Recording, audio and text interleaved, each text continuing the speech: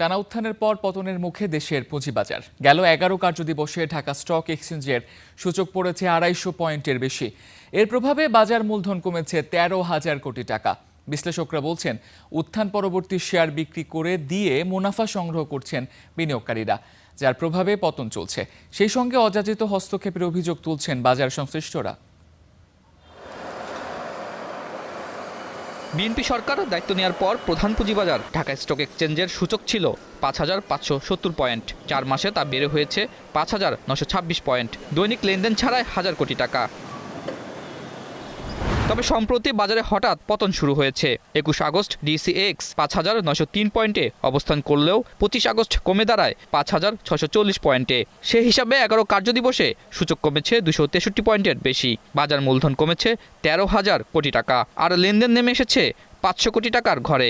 হঠাৎ কেন এমন পতন? ক্লিয়ারলি কোনো স্টেপ নেওয়ার ক্ষেত্রে প্রত্যেকটা পক্ষকে বিবেচনায় রেখে কোনটা নিলে সঠিকভাবে বিষয়টা হবে, সেই ধরনের সিদ্ধান্ত কিন্তু আমরা ওইভাবে দেখছি না।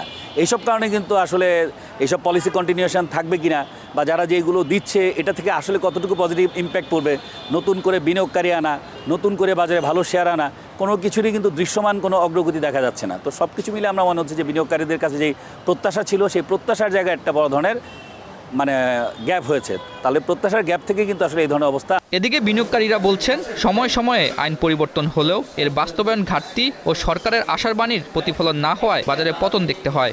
পুঁজিবাজারে রেগুলেটরি বডি ওনারা যে কোনো সিদ্ধান্ত নেবেন, নীতিমালা বিধিমালা এমনভাবে করবেন যেন এটা কন্টিনিউ একটা বিষয় থাকে। কিন্তু আমরা যখন দেখি যে আপনার নীতিমালা বিধিমালা বারবার যখন পরিবর্তন হয়, এটাও কিন্তু মার্কেটে ইফেক্ট হয়। নতুন সরকার দায়িত্ব নেওয়ার পর নিয়ন্ত্রক সংস্থা বিএসইসির চেয়ারম্যান সহ নতুন কমিশনার নিয়োগ দেয়। এই কমিশন বাজার উন্নয়নে নানা পরিকল্পনা নিয়েছে। তবে বাজারে অযাচিত হস্তক্ষেপ হচ্ছে বলে অভিযোগ সংশ্লিষ্টদের। আমাদের ইনস্টিটিউশন ইনভেস্টর সংখ্যা খুবই কম।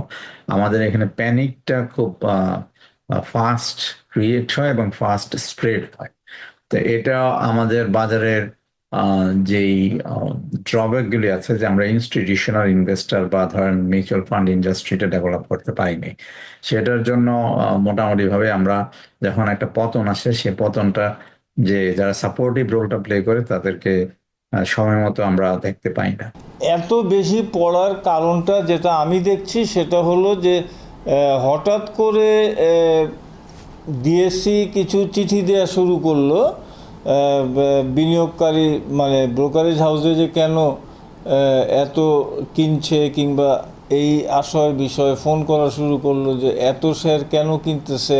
এদিকে পুঁজিবাজারের উন্নয়নে বর্তমান কমিশন কাজ করছে বলে জানিয়েছেন বিএসইসির মুখপাত্র।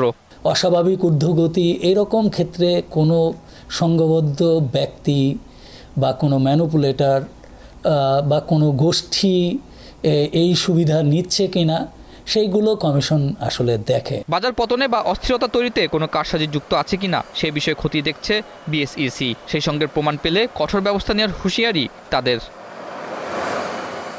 আতাউর নিয়ন, স্টার নিউজ, ঢাকা।